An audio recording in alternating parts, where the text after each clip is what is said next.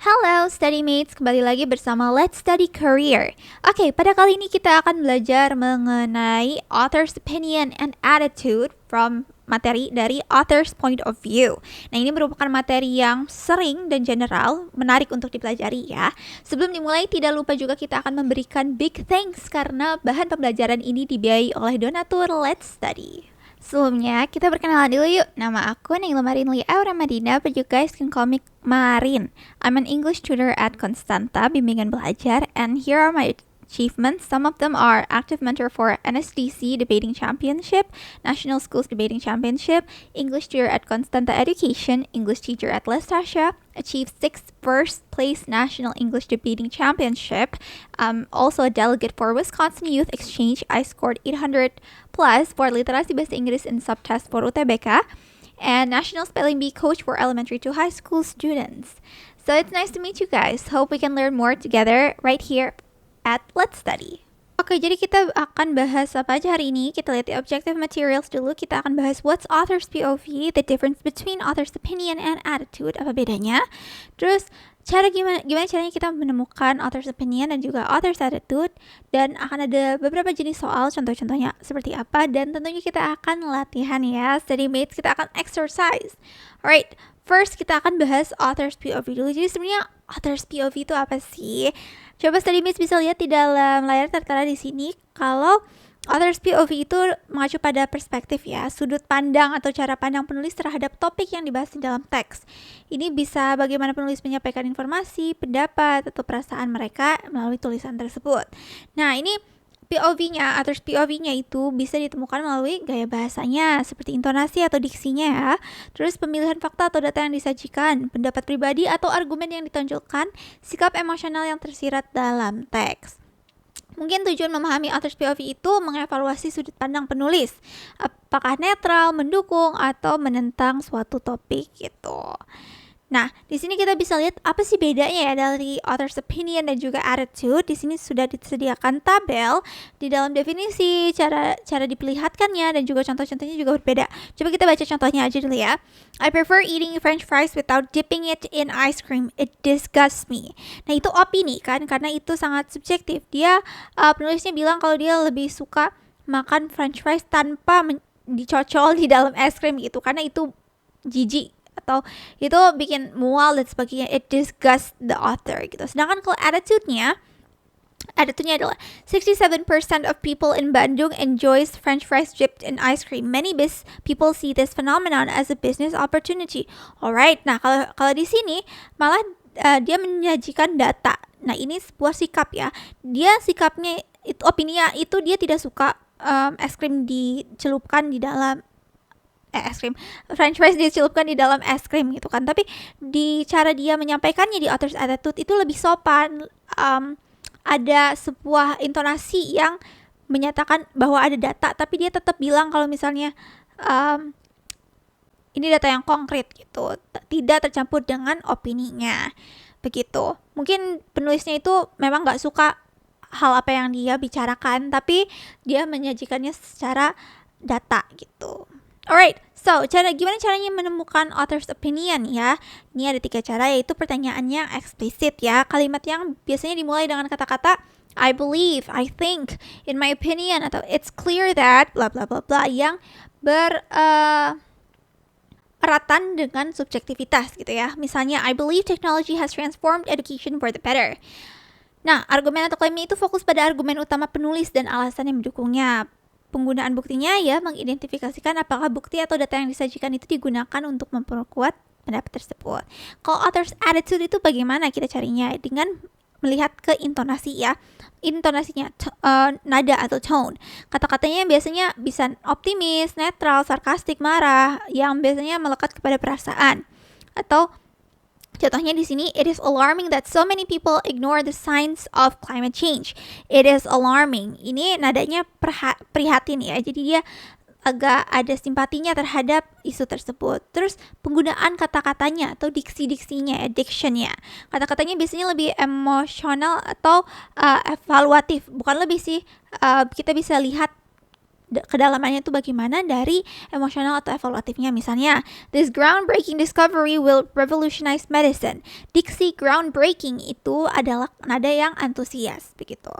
Dan juga tentunya terakhirnya gaya bahasa atau style, seperti menggunakan metafora, ironi, atau hiperbola yang bisa menunjukkan perasaan-perasaan tersebut gitu. Nah, di sini ada beberapa contoh mengenai jenis soal pertanyaan tentang author's opinion dan juga author's attitude.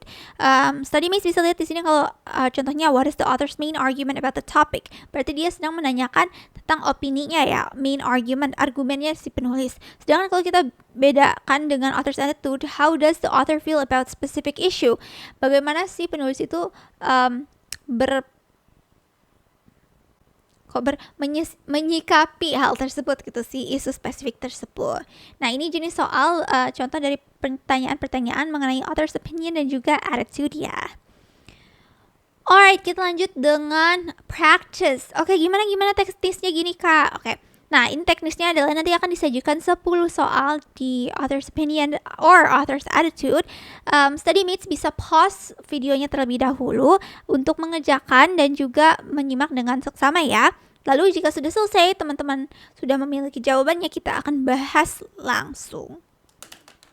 Oke, langsung saja kita masuk ke number 1 gitu ya. Aku akan berikan waktu untuk studymates mengerjakannya. Silahkan, bisa di pause ya.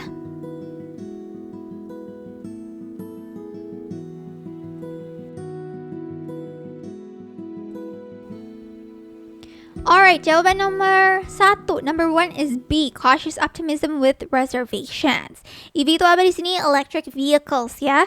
Nah, di sini penulisnya bilang EV itu bagus, tapi dia menyebutkan bahwa ada hal positif dan juga masalahnya. Hal positifnya adalah EV itu bisa dikurangi polusinya atau no tailpipe emission ya. Nah, masalahnya baterai EV itu butuh litium yang merusak alam dan listriknya masih pakai batu bara. Apa sih penulisnya? Nah, penulisnya di sini bilang kalau EV itu bisa berguna di masa depan, tapi sekarang masih ada masalah, yaitu cautious optimism with reservations gitu. Jadi penulis itu setuju hati-hati karena dia percaya kalau electric vehicles itu bisa berguna tapi hanya jika masalahnya diperbaiki. Alright, lanjut ke number 2, silahkan.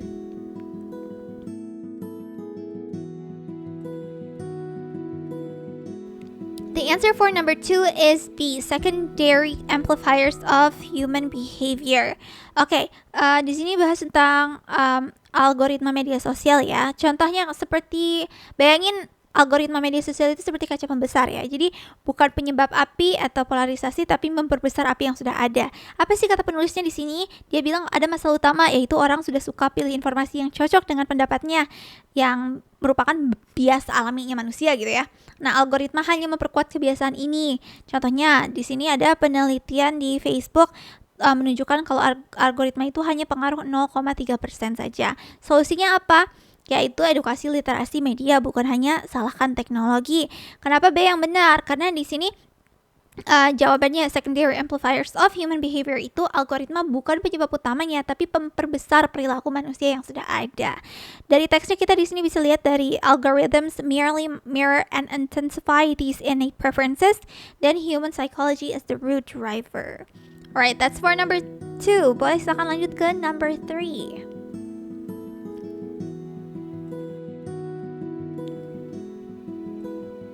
Right, for the answer for number 3 is B, urgent condemnation.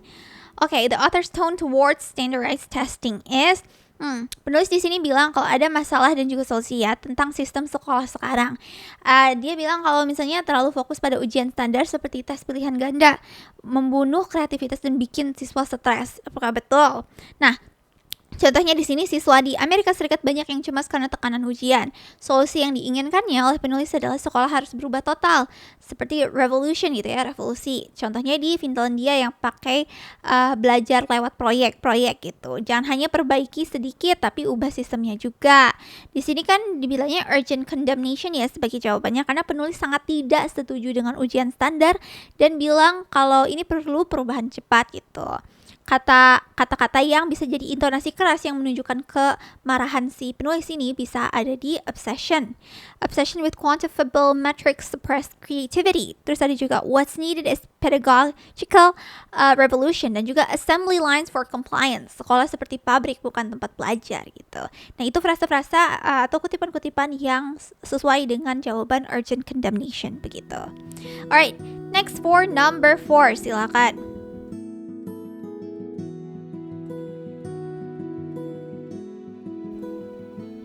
The answer for number 4 is D, an overhyped diversion from core issues. Oke, maksudnya apa nih? Di sini kita lihat penulisnya bilang kalau ada kelebihan daging lab ya, yaitu bisa kurangi penyembelihan hewan, terus juga kurang polusi dari peternakan. Sedangkan masalahnya mahal banget katanya, bahkan 5 kali it's costlier gitu. Mahal banget, 5 kali lebih mahal orang yang masih takut makan makanan lab juga kan. Terus nutrisinya juga kurang lengkap, masih cuma untuk orang kaya saja.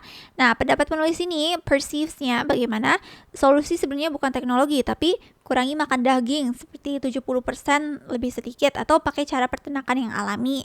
Jadi an overhyped diversion from core issues maksudnya adalah penulis bilang daging lab itu seperti peluru perak yang mengalihkan perhatian dari solusi sebenarnya, makan lebih sedikit daging gitu. So the answer is D, because penulis anggap daging lab itu ide bagus tapi terlalu banyak dibesar-besarkan atau diperbolakan, padahal solusi sebenarnya lebih sederhana, yaitu makan lebih sedikit daging saja. So the answer for number 4 is D. Alright, moving on to number 5.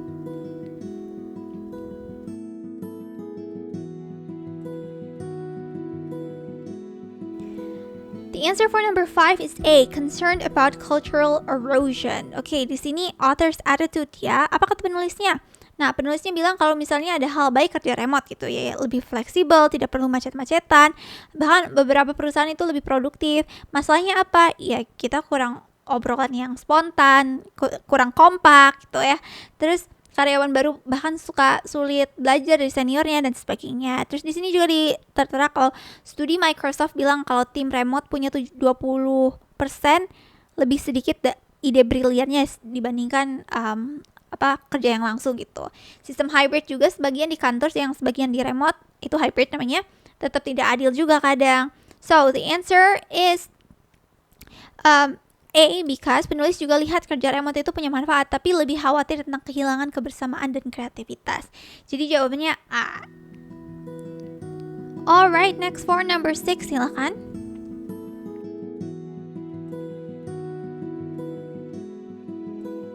The answer for number 6 is E, dismissive of their arguments. Author stance. Stance itu dimana dia berdirinya ya, maksudnya dia berpihaknya kepada apa si penulisnya ini. Jadi di sini kita lihat kalau ada kritik terhadap AI art. Di sini StudyMates lebih mendukung AI art atau tidak mendukung ya? Coba tulis di kolom chat ya.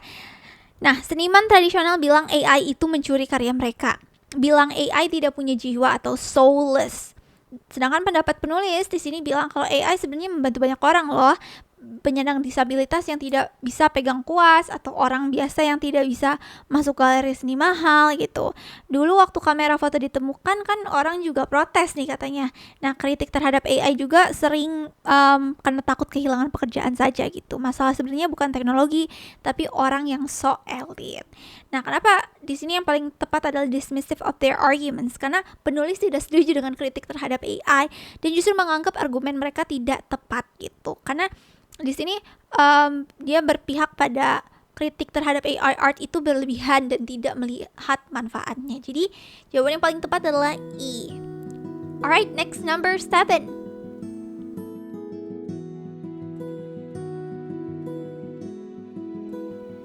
The answer for number 7 is C, morally outraged. Oke, di sini kita bisa lihat intonasinya ya. Morally outrage. Di sini ada masalahnya, yaitu space tourism, di mana sangat mahal dan boros. Seperti di sini contohnya 1 kali peluncuran ya.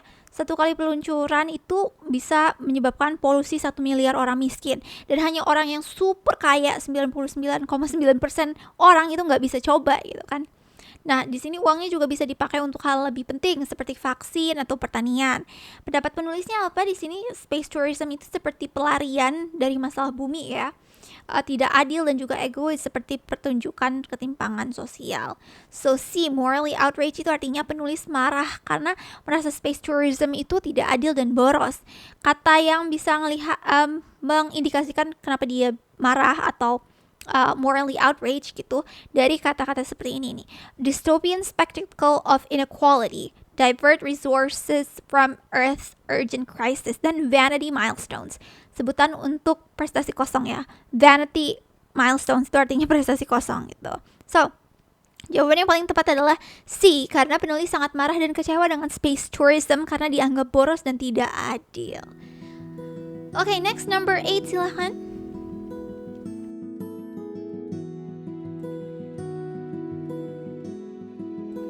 The answer for number 8 is C, government legislation.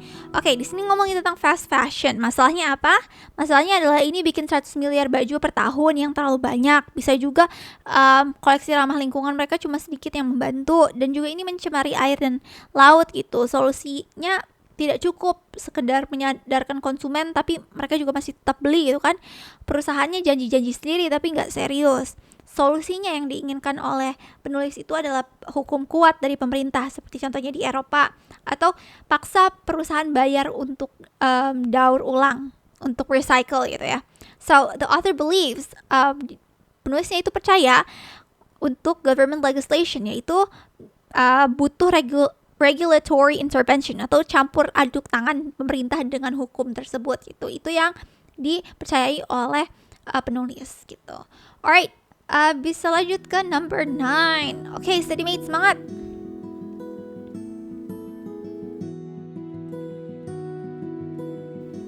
The answer for number 9 is B, cautious scrutiny. Nah, di sini ngomongin tentang quantum computing ya. Oke, quantum computing. Di sini penulisnya bilang kalau heboh, tapi belum siap pakai. Misalnya banyak orang terlalu semangat, masih butuh waktu puluhan tahun untuk bisa dipakai sehari-hari untuk quantum computing gitu, investment. Nah, masalah teknisnya itu butuh suhu super dingin, sering error, atau 40% tuh sering salah ya, exceed 40% and algorithms usable outside labs gitu. Masalah ini juga boros energi, uang penelitian malah dialihkan dari teknologi komputer biasa yang lebih berguna dari sekarang. Saran penulisnya itu adalah menyimbangkan dukungan tapi jangan berlebihan gitu. Jangan hanya tergiur janji-janji hebatnya saja terhadap isu ini. Karena cautious scrutiny itu artinya penulis bilang kita harus hati-hati dan teliti, tidak boleh langsung percaya hype-hype yang sedang ada gitu. Seperti contohnya di sini, temperamentally we must balance visionary investment with pragmatic skepticism. Practical applications remain distant. This gold rush mentality risks a bubble gitu. Jadi penulis bilang kalau quantum computing itu memang keren ya, tapi kita harus tetap hati-hati dan teliti sebelum terlalu investasi. Jadi jawabannya adalah B, cautious scrutiny. Alright, continue with the last one. Study mates number 10. Silakan.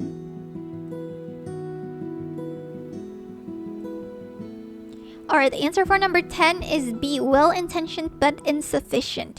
Alright, di sini ngomongin tentang UBI, Universal Basic Income. Ini sering banget diperdebatkan dan juga sering banget kalau di lomba-lomba debat tuh aku nemuin mosi-mosi tentang UBI ya, Universal Basic Income. The author view Western UBI proposals as, apa yang lihat dari penulisnya ya, point of view-nya penulis itu bagaimana terhadap isu UBI ini. Masalahnya di sini uji coba di Finlandia seperti yang ada di tertera itu bikin orang lebih happy tapi tidak bantu cari kerja ya. Butuh naikkan pajak bisa bikin orang miskin makin susah dan juga tidak memperbaiki masalah besar seperti harga rumah mahal atau diskriminasi. Nah, contohnya kalau di negara yang miskin atau dengan lain kata Global South itu ya lebih berguna. Contohnya Kenya. Tapi di barat juga kurang cocok untuk menerapkan UBI ini. Solusi yang lebih baik menurut penulis adalah untuk pajak orang super kaya, seperti beri pekerja hak milik perusahaan. Di sini well-intentioned but insufficient itu artinya penulis bilang kalau UBI itu sebenarnya ide yang bagus ya, well-intentioned, tapi tidak cukup atau insufficient untuk perbaiki masalah besar. So the answer would be B. Alright, nah tadi kita udah bahas banyak banget ya. Kita lihat di key main takeaways-nya ya. Author's POV itu apa? Coba kita review-review lagi. Author's POV itu mencerminkan sudut pandang penulis terhadap topik. Nah, author's opinion adalah pendapat yang eksplisit, sedangkan author's attitude adalah perasaan yang lebih tersirat. Cara menemukan opininya bagaimana? Dengan klaim atau argumen eksplisit. Cara menemukan sikapnya apa? Analisis nada, pilihan kata, gaya bahasa, intonasi, diksi, dan sebagainya. Nah, kalau untuk jenis pertanyaannya ini fokus pada argumen ya, utama untuk opini dan nada atau emosi untuk sikap. Nanti study miss bisa lihat di jenis-jenis soal sebelum-sebelumnya ya.